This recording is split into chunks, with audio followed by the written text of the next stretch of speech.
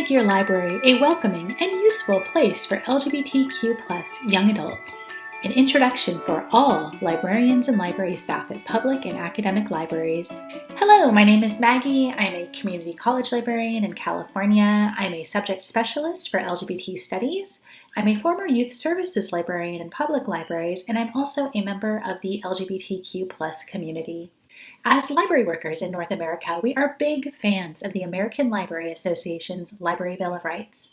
The work done at most academic and public libraries in North America is guided by this document. Here are some quotes from it. Materials should not be excluded because of the origin, background, or views of those contributing to their creation. Libraries should provide materials and information presenting all points of view on current and historical issues. Libraries should challenge censorship in the fulfillment of their responsibility to provide information and enlightenment, and more. So that's pretty rad, right? The library is for everyone. Professionally, libraries also have a strong investment in supporting and/or making space for progressive values. You've seen some of our trade journals and professional organizations over the years, after all. So when it comes to LGBTQ+ young adults, how does all that theory translate into practice? Are libraries actually as good of an ally to LGBTQ+ young adults as we like to think they are? Well, as it turns out, there's some room for improvement. Even I, a subject specialist for LGBT studies, a member of the LGBTQ+ community, and a person who was once a queer teen who spent lots of time in libraries, still have some work to do in making my library a welcoming and useful place for LGBTQ+ young adults. And we can do it by learning more and implementing some tactics that are already familiar to the library industry. This video will share some ideas for how to begin that journey, and we'll talk about why making libraries welcoming and useful to LGBTQ+ teens and young adults is so important, and then we'll talk about how to do it. And we're going to talk about decorating, outreach, community education, assessment strategies, collection development, and cataloging. But before we start, I want you to begin by thinking brutally honestly about your work. Here's some questions to ask yourself. For example, does your library include LGBTQ+ resources in library displays or create specialized displays of LGBTQ+ materials? Does your library include LGBTQ+ content in library instruction workshops?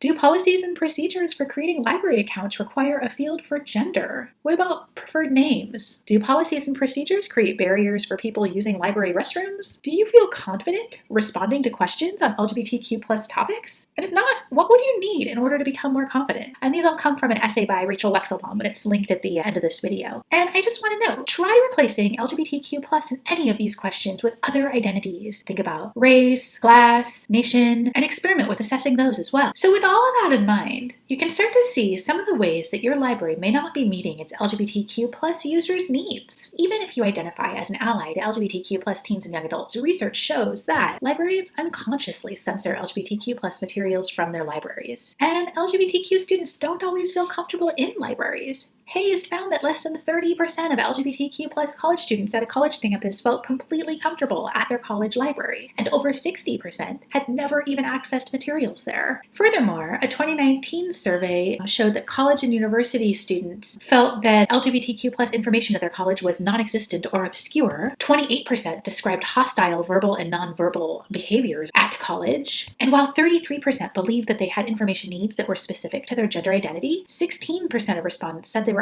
unable to find LGBTQ+ materials in their college library, though a number of their answers actually suggested maybe students hadn't even thought about looking there in the first place. And so this is all especially important right now in 2022 as censorship is rocking school libraries, college libraries, and public libraries. Here's just a few headlines.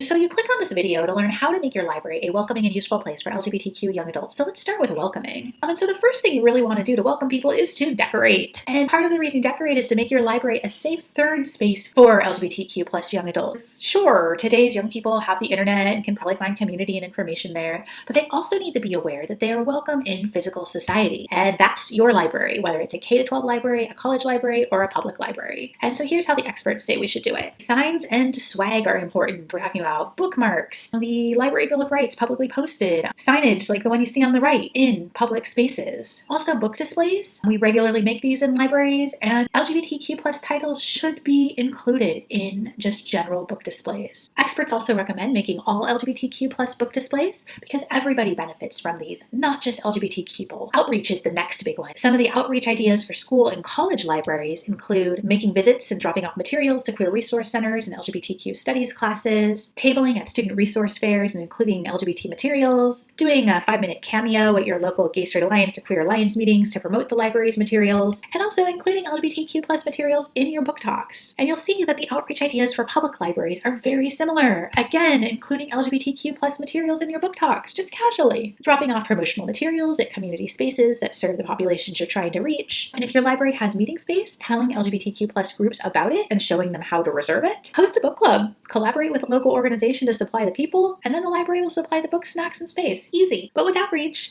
building familiarity and community takes time. Whether you are an LGBTQ plus person or not, it's okay if you don't know it all. As with any community you serve, you can get their input. And you can do these, for example, through youth advisory boards and surveys. But the thing to keep in mind is neither of these have to be all LGBTQ plus. But do be sure that the participation is racially and ethnically diverse. So now that we've talked about space and outreach, let's talk about information resources as well. And we're specifically talking about books. You need to assess your collection. You need to be brutally honest to see how your library's LGBTQ plus collection compares to the current LGBTQ plus materials out there. It's not enough to simply have a few books on the shelves from the 1990s with gay in the title. Contemporary teens and young adults were babies or not even born yet in the 1990s. The culture has changed. The literature has expanded. Many laws and social norms are very different now. Assessment strategy number 1 is search your online public access catalog for keywords such as LGBT, LGBTQ, non-binary, pansexual, transgender, queer, bisexual, lesbian, gay, etc. Limit the results to publications from the last 5 years or so at your location. And then compare the number of results you got to a politically neutral subject like gardening, interior design, or diets. How does your library's quantity of LGBTQ plus materials compare? Additionally, take note of how many of these titles feature people of color or cultural diversity.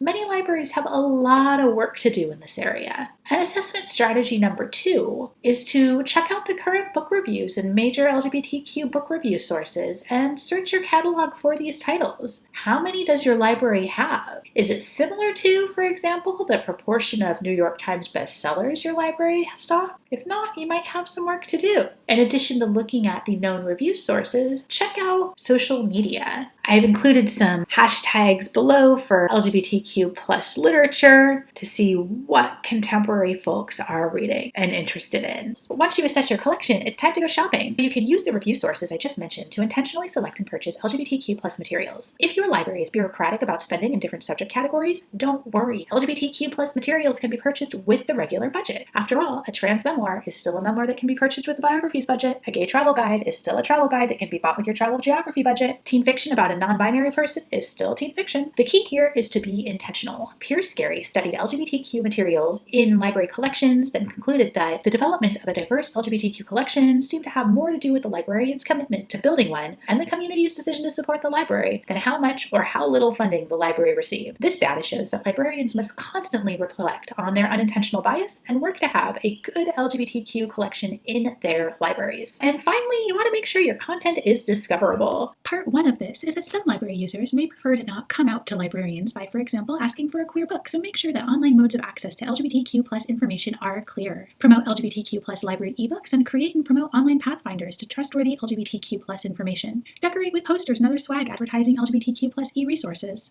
The next way to make sure your content is discoverable is with good cataloging. Sometimes publisher-provided subject headings and keywords only mention gay and lesbian instead of the more specific and more modern terms that library users may be used to searching with. This means that library users are missing out on lots of great books because they're not using archaic search terms. A solution to this is to systematically check the subject headings for LGBTQ plus books in the library catalog as you come across them, and have your library's cataloger add more descriptive terms to the metadata. Community education is the next part of this. And making a library useful and welcoming to LGBTQ plus young adults is everybody's responsibility. You can share this video with your peers to spread the idea. If you're in academia, invite the Queer Resource Center to a faculty staff meeting to talk about some of their needs. If you're in public libraries, you can also invite an LGBTQ+ organization to a staff meeting. Even if you don't have the lived experience, advocate for the LGBT stuff listed in the earlier slides. In the same way that you can't do all your collection development in a day, making your library a welcoming and useful place for LGBTQ+ young adults is a process, but it's worth it.